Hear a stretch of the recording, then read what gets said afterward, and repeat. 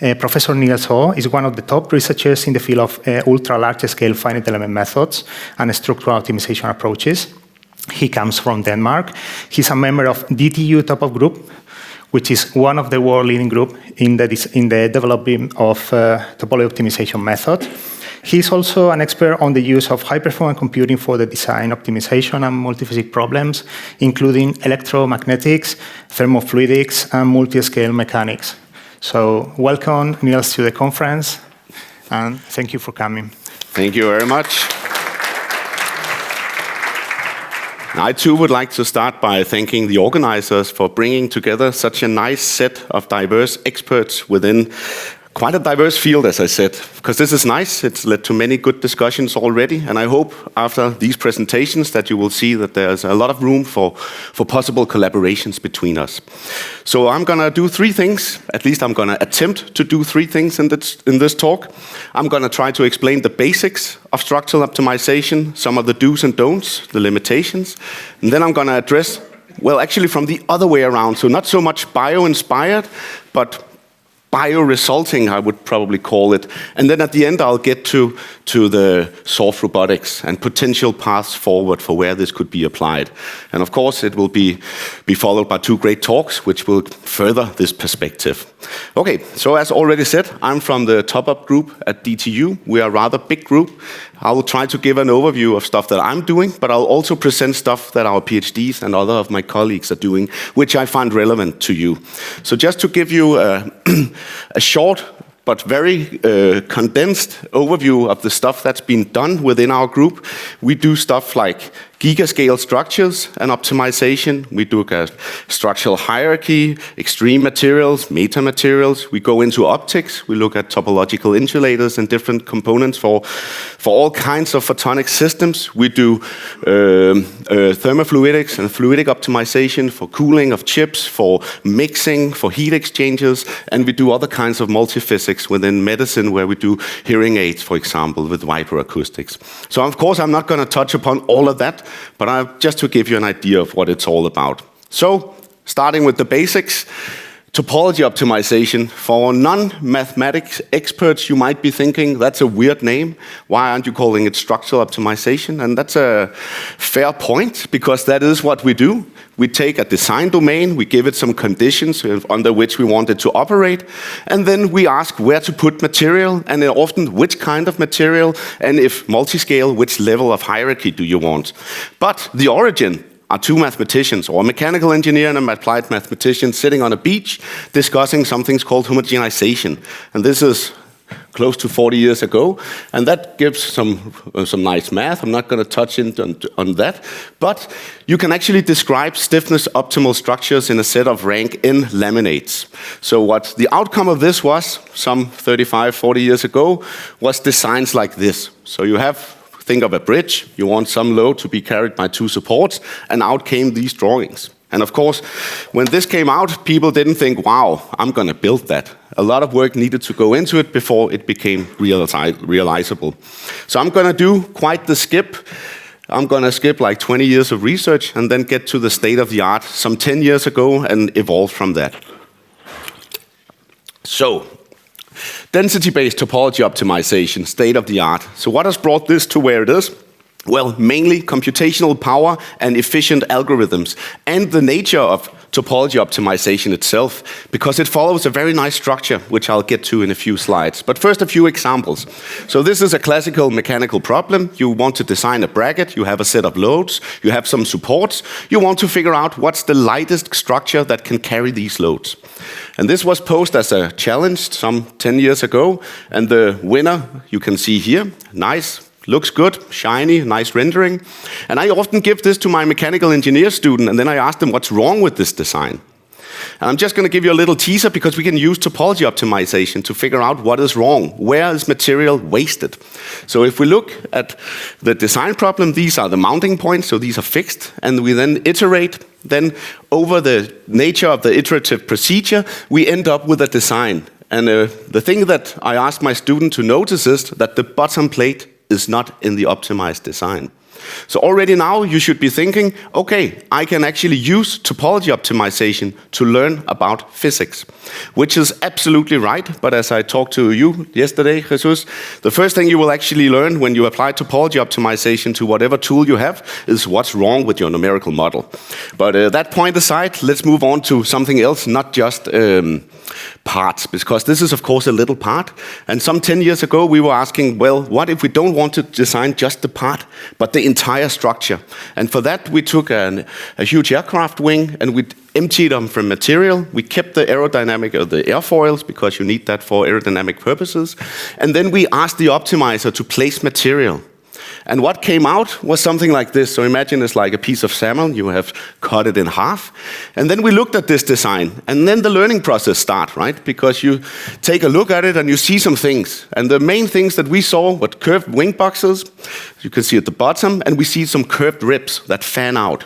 Okay, and just by extracting these two features, not building the ring as it looks on that picture, just those two features and doing a replica and a post-analysis, we could save up to 400 tons of fuels per year for this aircraft, which might sound like a lot, and in fact, it's not. Aircrafts are close to optimal.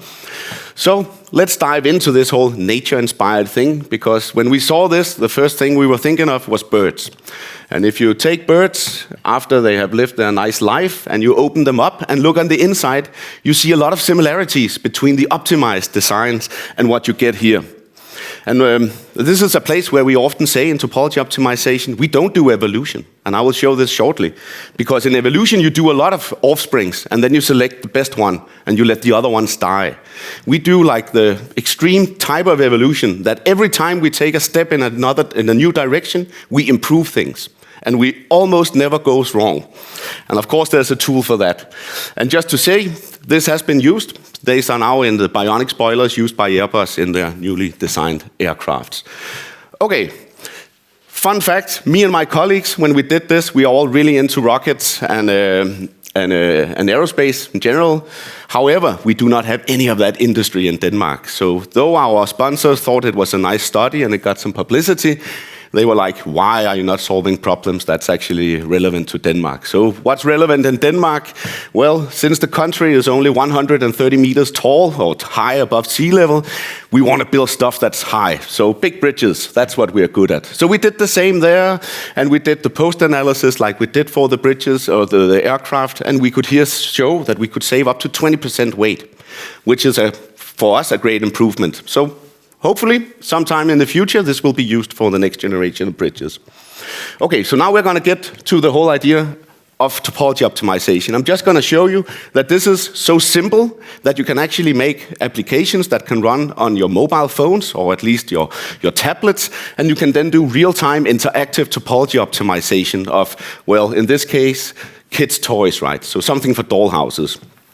Okay, yes, so that was like the sales pitch, why use this. Let's get into a little bit of the details.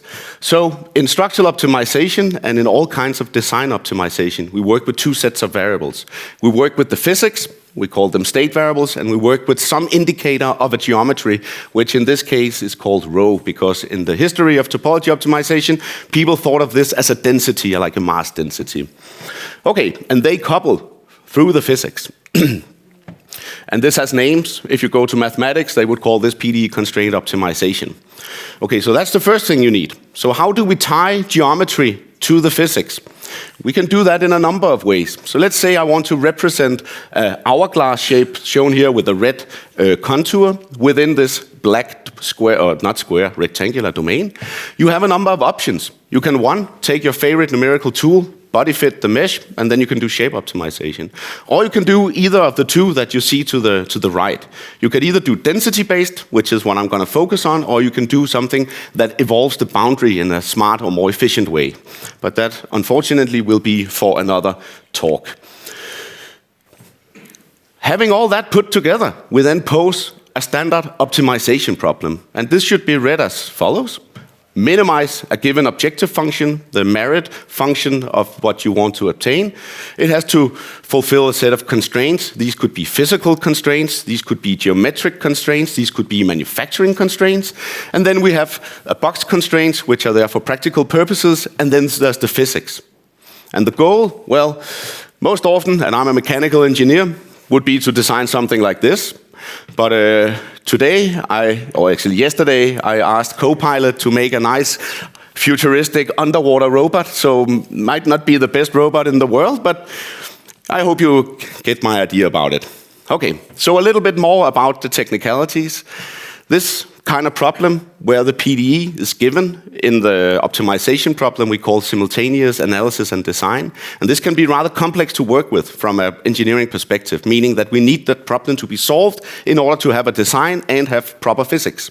So what we always do in the engineering branch of topology optimization is we get rid of the PDE and make that a function call. Because this means we can terminate the optimization process at any point and have a physical sound solution and whatever design. And since we're engineers, we don't need to be at so-called KKT points all the time. We just want something that's better than what we had before or than exists. And then to the good news. All this can be put into a single flowchart like this. And basically all the problems that I'm showing today follow this flowchart. And this, I think, is probably the reason why it is such a success, because it's the same every time. Of course, there are a lot of details that I'm neglecting a little bit and maybe overselling, but the idea is the same. Okay, so here's the method. It's nice and simple. We can do anything. Let's look at some of the do's and don'ts. Because what I didn't really talk about was what happens in the iterations, right? So you could think of it as an integer problem. For every pixel in this picture, do I have material or do I not have material, black or white? And if you do a little bit of math on that and you check the combinations, you can see that even this Duplo, or a very basic example, with only 100 design variables leads to 10 to the power of 29 combinations. So these are totally intractable. We cannot do that. So that's why we relax it and let the design variable be continuous. And that's one reason for it. And when you have something that's continuous, then you can use gradients. And you might think, okay, why do I need to bother with computing these gradients? Well, this is the arguments we often see for people who don't want to spend the time. They say, you do global searches, better convergence, and all kinds of funny things. But the fact is, this is not really true. Because if you do the continuous optimization, and remember here, we want the lowest possible objective function. Here we have 76 or something. If you do it with non-gradient optimizers, you can see you get directly to 64, which seems better. But if we just threshold the design, we actually get the same performance. And the good news is the design to the left cost us 60 finite element evaluations. The design to the right, almost 16,000. So one we obtained in a matter of seconds, the other in hours. And this example I have included for you, Anand, because we talked about meta-lenses yesterday. So this is from co-workers Rasmus and Ole, also from the top-up group, where people have tried to solve the meta-lens problem with genetic algorithms versus gradient-based methods. And you can see here, we are not talking a single order of magnitude more function evaluations. We are talking several orders of magnitude. Okay, so that was a few do's and don'ts. And then machine learning, you got to touch upon it. And you're going to tell us some of the do's, which is good, later. I'm just going to tell you one of the don'ts. And the don'ts is to try to draw a picture of the boundary conditions and then expect a nice picture of the design to come out. Because that would mean that we would be able to predict things. And whatever you can say about machine learning, what it does, in essence, is it's interpolating. And we are not interpolating. We are predicting. So if you have students who want to go in this direction, please save them from the hassle. Yeah. Okay, so getting on to some applications. So it also has a lot of names. So you might know this method, but you might know it as metamorphosis, computational morphogenesis, generative design, or nature-inspired design, very relevant for us. And that makes sense, of course, because if you look at these designs, they all look very organic.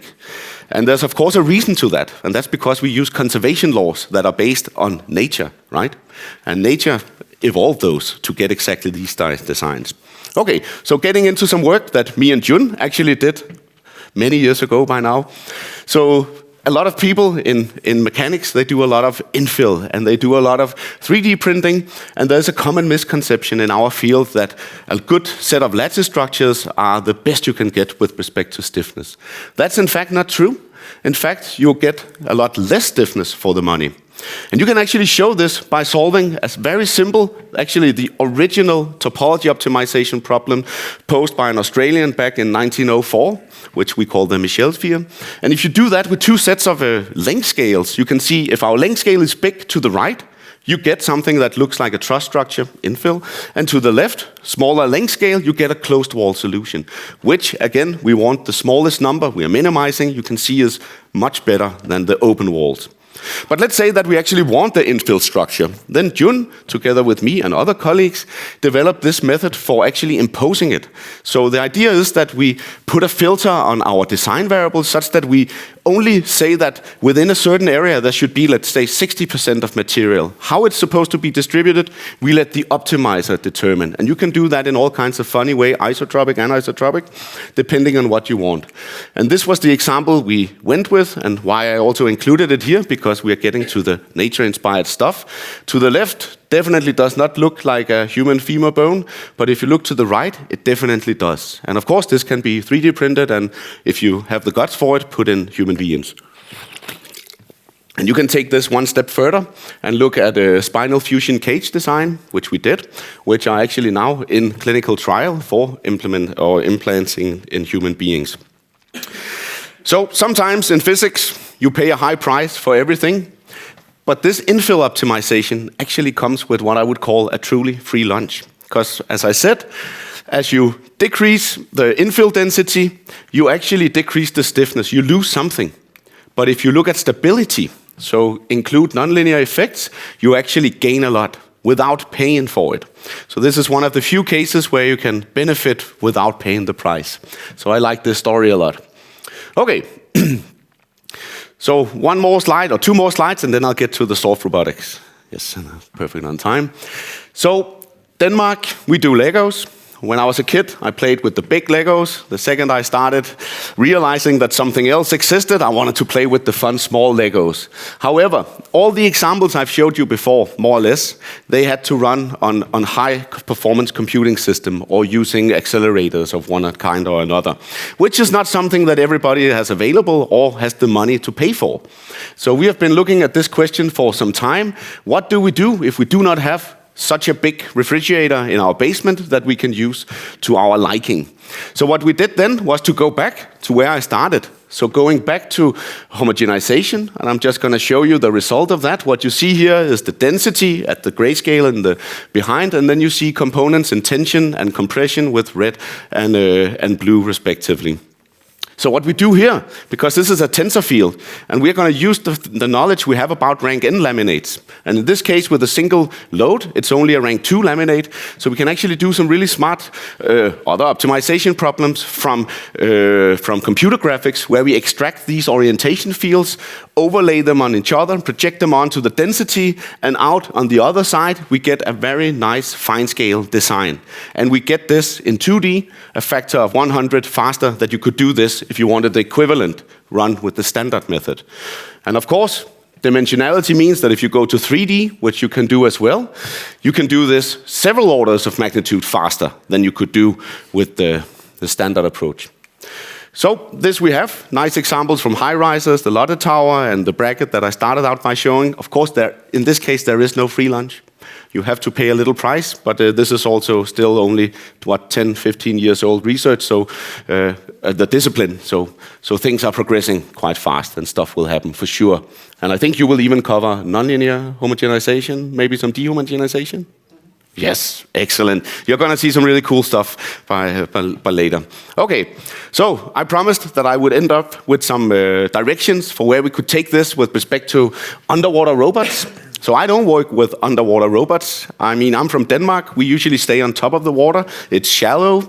We have a lot of wind, meaning anything with a sail or a kite, whatever, goes really fast. But nonetheless, there are places where we could join forces. So I'm going to start from one end and end somewhere else. So metamaterial design. So here I'm showing you an example where you take two standard isotropic materials with positive thermal expansion coefficients. You combine them in a specific way such that you design a mechanism that actually gives you negative thermal contraction. Okay, so you crank up the temperature, things become smaller. Of course, it costs a little bit to produce them, but you could do it. You could also ask for negative Poisson ratio materials, and these are used extensively, especially in biomedical applications, like think of bypass operations. You put something small into a vein and you pull it, and it blows up. And you can do that, and this example just shows if you do not include nonlinearities, you do not see the whole picture. If you do, you get something that's much better. And I'm sure you're going to echo that in not too long, right? Or maybe. Let's see. So that's one way of looking at metamaterials. There's also the more classical ones, which originated in photonics or phononics, where you want to do a material that within a certain frequency range for any incoming wave does not contain any propagating modes. And that's shown here. We have a unit self, assuming infinite periodicity. The gray band in the image shows where no waves can propagate. And the small funny k and k just means that we are somehow shining, in this case, mechanical and acoustic vibrations in from every angle and see what happens. So first thing we did, which I think is, or actually which is why this study is fun for this audience, we did it with solid and air. And what you can see from this plot is we get a huge band gap. But what I can tell you from this plot is the lines also mean that we might as well have done it for the mechanical part alone and the acoustics. The coupling is not in effect. So that was a boring design. When you like multiphysics, you want to see multiphysics effects. But everything changes if we take this and put it underwater. So we did that, and now you can see, so we have the green, that is the structural modes, the red, that's the acoustics, and the black ones, those are the coupled modes. So here we definitely see the full effect of coupled physics, and we do get a nice band gap, not as big as in solid air. Okay. There's been some talk about mechanisms with actuation. We have looked at that extensively. This is actually one of the origins of this field. My colleague and former PhD supervisor, he did microgrippers, thermoelectrical mechanical microgrippers back in 2000 approximately. Taking this one step further, you could think of a tail, the tail of a wing, where you want it to be morphing, right? So morphing wing design. So here you want to place blue, an actuator, red, material, nothing, void, and you want to do this in a way such that you get the best possible actuation, as you can see here, when you change temperature. Maybe temperature is not the best actuation for this, but let's not dwell too much on that. Point is, we can do it. I'm only showing you one design here, but the talented young man who did this, he actually made quite the effort to avoid the actuator being placed all over the domain. Because if you do allow it to place it in a way that you would never be able to fabricate it, it would definitely perform much better. So I hope this somehow aligns with some of the stuff that we saw yesterday, and maybe you can get an idea of where we might be able to collaborate on this. Okay. I'm going to do a little switch here, but sticking to the multiphysics kind of approach, but trying to go back to the bio-inspired. So this is work done together with colleagues also almost 10 years ago, which became relevant a little later. So few equations such that you get an idea of what's going on. At the two top equations, we have the Navier-Stokes equations, which describe how a fluid motion occurs. The bottom one, that's the transport. In this case, transport of energy means thermal energy. So what we want to do is we want to do natural convection-based coolers. So imagine the origin for this was actually coolers for lamps. So if you buy it in Denmark, we have some design companies who sell lamps that cost around 10 to 20,000 euros. And if you buy that and you put in high bay LED, and then you have to put all a fan, which makes noise, then people who have spent 20,000 euros on a lamp are rather disappointed. So how to get rid of that heat in an effective way? That is to use a natural convection, or the chimney effect, or whatever you have, whatever you know it by. Okay, and just to show you this is one example. Oh, sorry. And what you see comes out is a geometry that, again, looks extremely organic. And I remember me and Joe and Ole, when we did this, we were laughing and saying, this looks like something I've seen when I went diving. Because it, for me, looks like part of a coral reef. But we didn't optimize for that, right? It has nothing to do with fluids, yes, but nothing with coral reefs. But a group of Japanese researchers in 21 they decided to put it to the test. So they actually used this for the inverse of the inverse problem, which is kind of a mind-boggling approach to things. So they designed, with our method, small indented natural convection heat sinks, basically, and they put it in the water and found that coral regrowth on these kind of structures were improved by, I didn't notice the number, but at least enough for them to be able to measure it.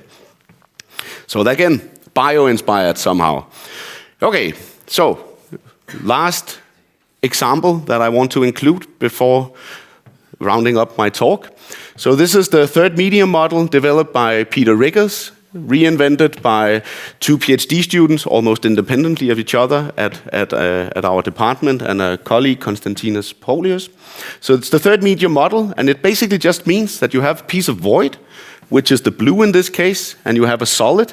And when you compress the solid, what happens, if you think a little bit about the math, and this is a hyperelastic material model, here you have the deformation gradient, which is a measure of how much things change from one coordinate or one reference configuration to the current.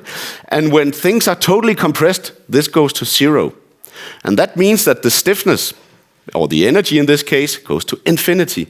And this means, or makes for an efficient way to transfer loads in a void region. Of course, like I said in the beginning, it's not enough just to play with your mathematical and numerical model. You also need to figure out what's wrong with it, and the optimization will do that for you.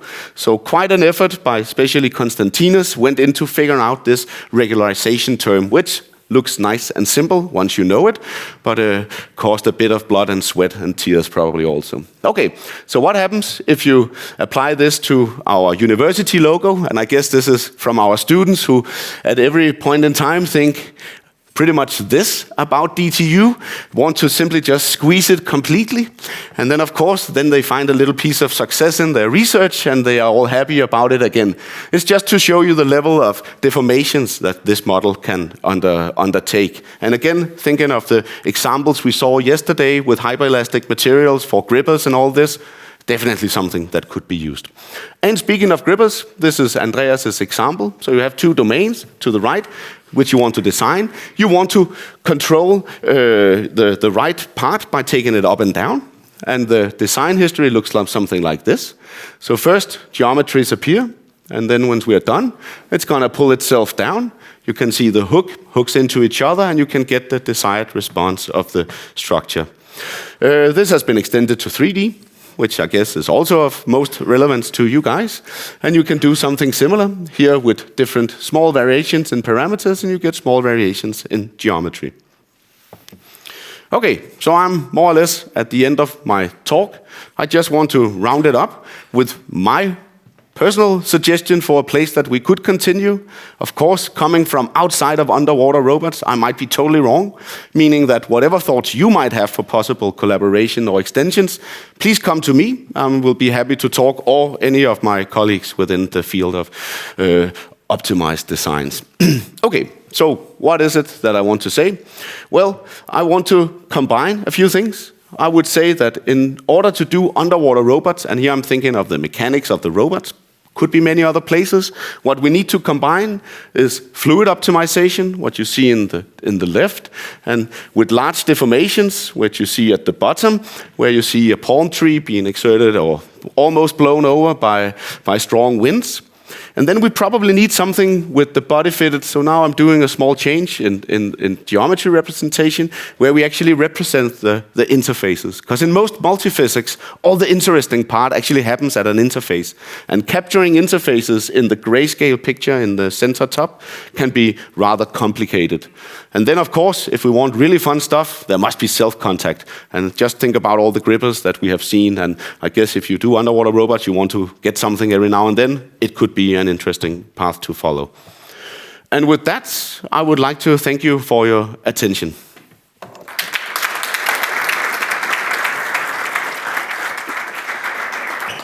Well, thank you very much for this nice presentation. I think you covered lots of applications during the last decades in the field of topology optimization.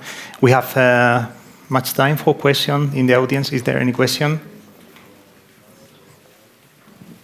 Okay. Yeah.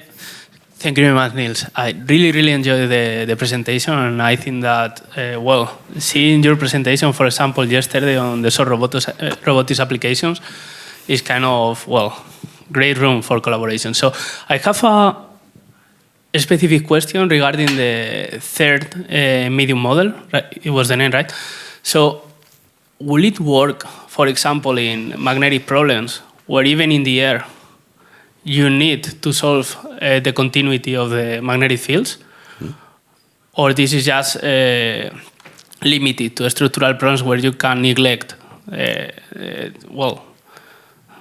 No, it will definitely work because people have been doing optimization on these kind of problems, especially a colleague from, is it Michigan or Illinois, Shelley Zhang? I can find the details. She's actually been doing this for mechanism design, which is actuated by magnetic fields. Yeah, so you can do it, and definitely, yes. Let's talk to later. Yeah. Definitely. Yeah, Marva? Yes. Thank you, Niels. Really interesting presentation. I have 3 questions for you. Maybe the first one for combined mechanism. And I'm curious about that tuning between the material and the structure. You spoke about, if you speak about soft material and the structure, how to see the tuning to get the structure aligned with the material choices? Because it seems it's not that easy to get this optimization. Maybe that's the first one. And the second problem I'm interested in, and your point of view about using multi-material in the structure, especially if you speak as a like fatigue-resistant structure. So how do you see if we speak about including one material, one structure, or see 3 material, one structure, how all this play with geometry and architecture? Because I'm not sure if the mechanics of problem, if you get to the toughness in the optimization, can you do that?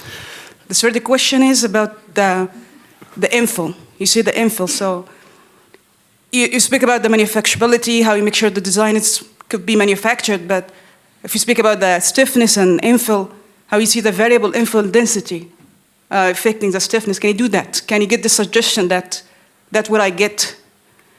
I'm not sure how you get the correct geometry in the optimization to achieve negative positive ratio or invariable infill density. I know it's different, but that kind of things I'm struggling with, how you come up, you make sure in the examples, if you can mention that, yeah. Okay, so there's a lot of questions.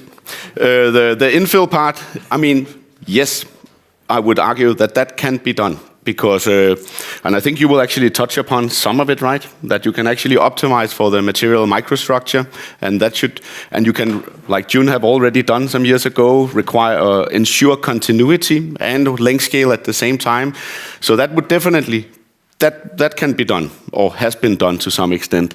The multi-material part is a yes and no, because yes, you can definitely optimize with multiple materials, but you might notice that I did not talk about fracture toughness or fatigue in this talk, and that was because these are indeed very open questions within topology optimization. There are some inherent problems with stuff or problems that tends to bifurcate a lot, like a fracture. So sensitivity information. I mean, yes, it's gonna be able to be done, but not tomorrow.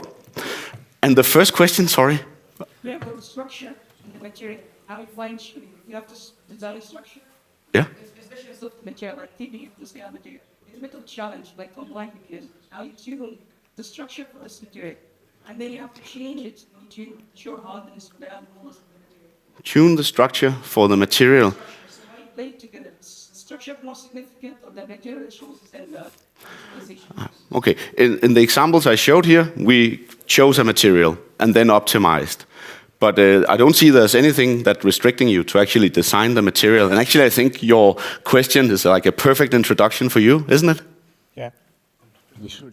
Okay, I think so. but here I would also say yes, because you could do nonlinear homogenization and then going back to find the correct properties. If you could then manufacture that, if you would have varying nonlinear properties in a material, maybe June can do it. I would not be able to. I would probably be able to compute it, and then you could look at a nice picture, and it might be like in the '88 time when people looked at the design and said, nobody's ever going to do that. But yeah, we can talk more. Thank you, Marva. Yeah. Any more questions in the audience? Is there any question? perhaps I can make a question. Thank you very much, Niels, for your presentation. It's another question regarding the third medium contact. So I could see that you were computing Hessians of displacement, right? Mm-hmm. Do you use a mixed formulation for that, or you compute second derivatives of the shape functions, right? Yes. Okay. And we can even do it on first order quads. Okay. Yeah. Not triangles. No, they're at 0. Yeah. Yes. Okay. Yeah. It was very nice. Yeah. Okay. Thank you. Any more questions? I have one.